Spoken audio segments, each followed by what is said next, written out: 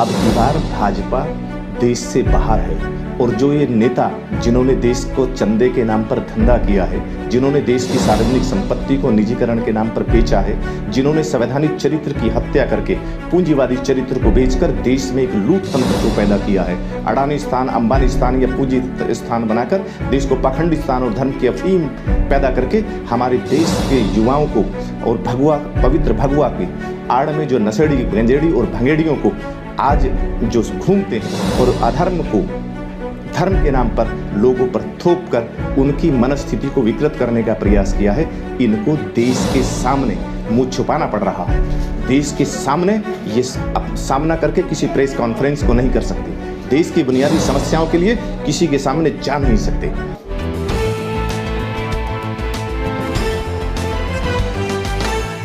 जिस तरह से अभी पूरा चुनावी माहौल है उसको देखते हुए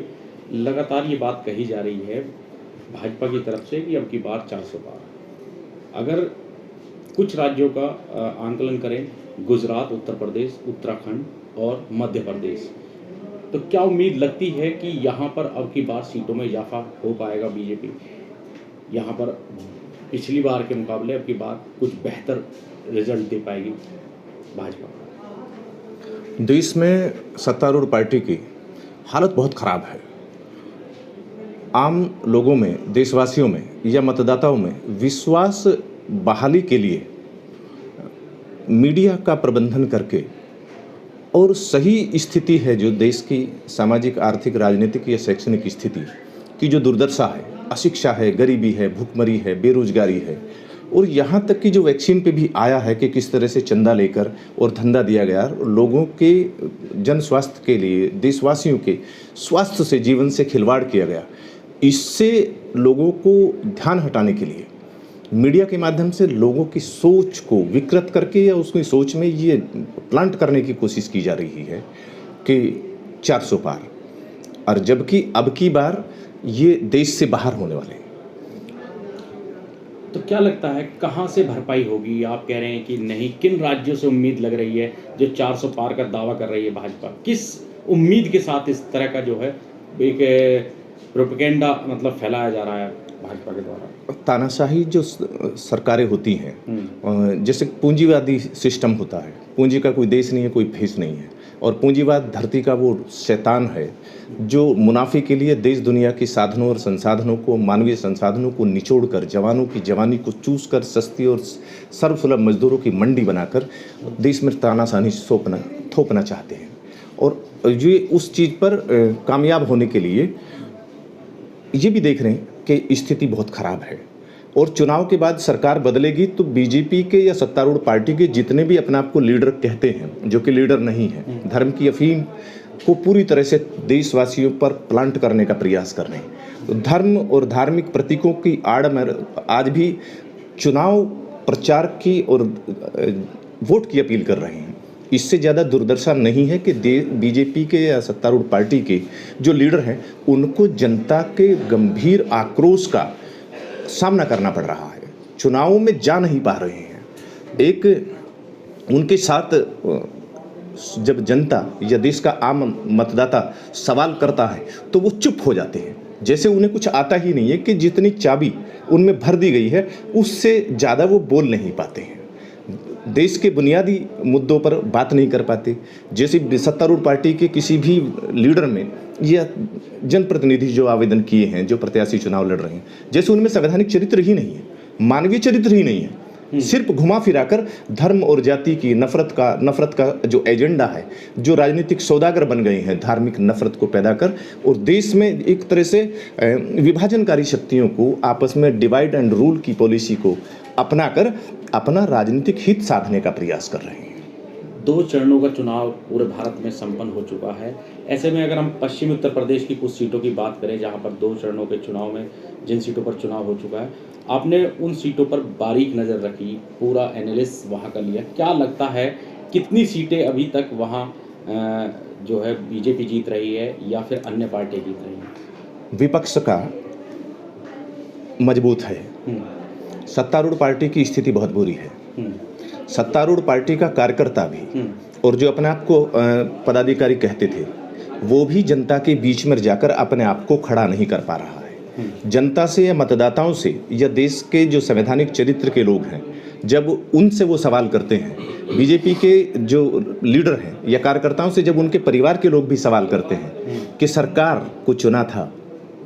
पूंजीपतियों के दलालों को नहीं चुना था,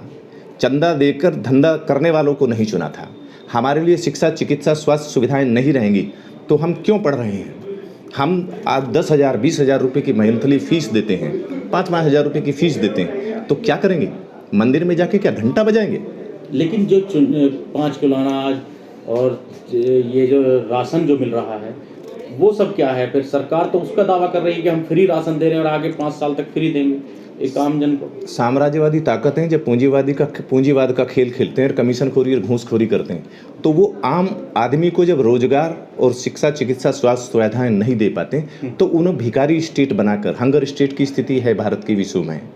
उनको भंडारे की राजनीति पर या राशन की राजनीति पर या भाषण की राजनीति पर जीवित रखने का प्रयास करते हैं। वो ही आज यहाँ पर हो रहा है। देश का जो स्टार प्रचारक है, जो सत्तारूढ़ पार्टी का अपना आप में अडानी अंबानीस्तान का मूर्खिस्तान बनाकर यहाँ पर जो पाखंडिस्तान बनाकर यहाँ देशवासियों को गुमराह करने का प्रयास करें, वो भी आज जनता के बीच में जाकर लोगों को ये विश्वास नहीं दिला पा रहे हैं कि हमने आज तक क्या किया।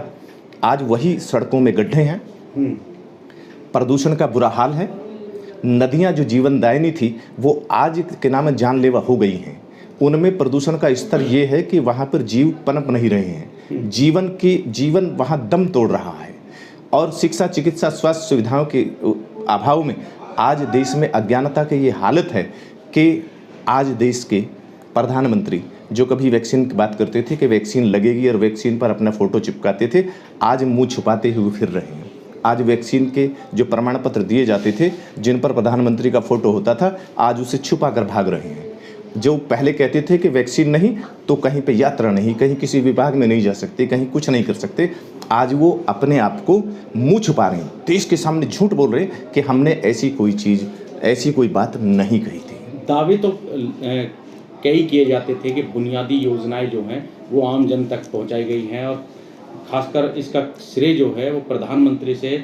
कि जो राज्य सरकारें हैं भाजपा की वो तक लिया करती थी। लेकिन क्या लगता है आपको, कौन सी ऐसी बुनियादी जो हैं वो सुविधाएं या योजनाएं जो आम जन तक नहीं पहुंच पाई और उन्हीं का विरोध अब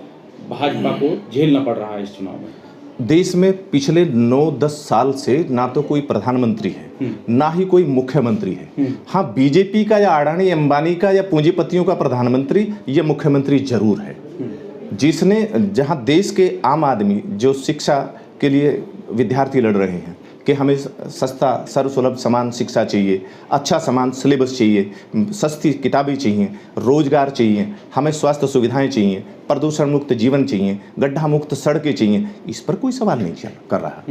परंतु और जो किसान हैं एमएसपी की बात कर रहे हैं, उन पर मुकदमे थोपे जा रहे हैं, लाठीचार्ज की जा रही हैं। इतने लोग मरे हैं इन आंदोलनों में, किसान, मजदूर, व्यापारी, किसान कि इतने बॉर्डर में नहीं मरे, इतने महामारी में नहीं मरे, सरकार वहाँ चुप है। और जबकि पूंजीपति कोई आंदोलन नहीं कर रहे और उनके लिए सारी सुविधाएं दी जा रही हैं। लेकिन जब से आरएलडी से गठबंधन हुआ है, जयंत चौधरी भाजपा के साथ गए हैं, तब से ये बात कही जा रही है कि जो किसानों की जो नाराजगी थी वो कहीं ना कहीं दूर हो गई है। किसानों की नाराजगी नहीं, किसानों की नाराजगी वहीं की वहीं है, व्यापारी की भी नाराजगी वहीं की वहीं है, जो विद्यार्थी थे, बेरोजगार थे, उनकी नाराजगी भी वहीं है। आरएलडी से गठबंधन एक मजबूरी का गठबंधन था कि जो देश में किसानों के, उत्तर प्रदेश या पश्चिमी उत्तर प्रदेश में जो किसानों के बच्चे या गन्ना किसान की राजनीति पर जो देश में जंतर मंतर पर या देश की राजधानी को घेरा हुआ था, उनको किसी तरह से डिवाइड किया जाए, डिवाइड एंड रूल की नीति करके, जहां भारत रत्न भी दे दिया, 2 सीटें भी दे दी, केंद्रीय मंत्री या स्टेट में मंत्री का भी वो दे दिया, तो ये सार्वजनिक घूसी तो थी। और फिर उन्हें चुनाव प्रचार में कहीं सहभागिता नहीं दी, मंच पे कोई स्थान नहीं दिया। तो जब डील को एक्सेप्ट कर लिया जयंत चौधरी ने, तो अब जिस तरह से बीजेपी खिलाएगी उसी पिच पर तो खेलना होगा जयंत चौधरी को। बीजेपी मतलब आज जो डील है वो पूंजीपतियों की डील है, राजनीतिक गुलामों के द्वारा एक डील की गई है। आज डील कैसे की गई है कि जो बलात्कारी हैं, भ्रष्टाचारी हैं, जो गुंडा हैं या माफिया है, उनके थ्रू डील हो रही है।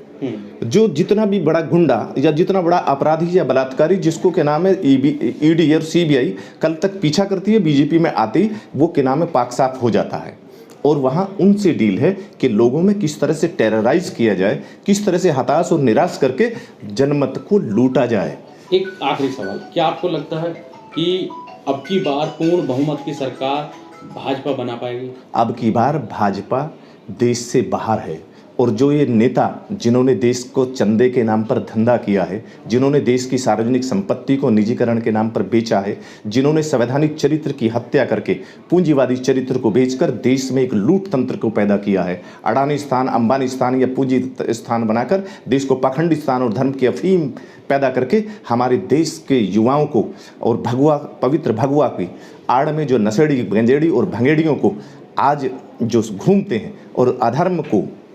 धर्म के नाम पर लोगों पर थोप कर उनकी मनस्थिति को विकृत करने का प्रयास किया है, इनको देश के सामने मुंह छुपाना पड़ रहा है। देश के सामने ये सामना करके किसी प्रेस कॉन्फ्रेंस को नहीं कर सकते, देश की बुनियादी समस्याओं के लिए किसी के सामने जा नहीं सकते। तो ये आज देश पूरा देख रहा है, पूरा मीडिया भी देख रहा है, संवैधानिक चरित्र के जो बुद्धिजीवी लोग हैं वो भी देख रहे हैं। आज पहला ऐसा चुनाव है देश में कि जहां सत्य, न्याय और प्रामाणिकता पर कोई बात नहीं हो रही, बुनियादी मुद्दों पर और देशवासियों की समस्याओं पर, जन समस्याओं के निस्तारण के लिए सिटीजन चार्टर की कोई बात नहीं हो रही, संवैधानिक व्यवस्था को सुनिश्चित करने की कोई बात नहीं हो रही।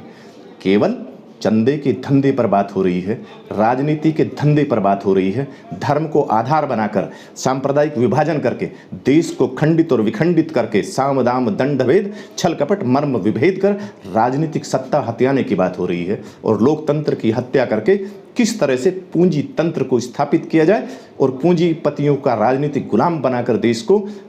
को सस्ता और सर्वसुलभ मजदूरों की मंडी बनाया जाए, उस पर बात हो रही है। इस वीडियो में कही गई सभी बातें वक्ता की अपनी राय है, जिसकी पुष्टि हम या हमारा चैनल नेशन टाइम नहीं करता।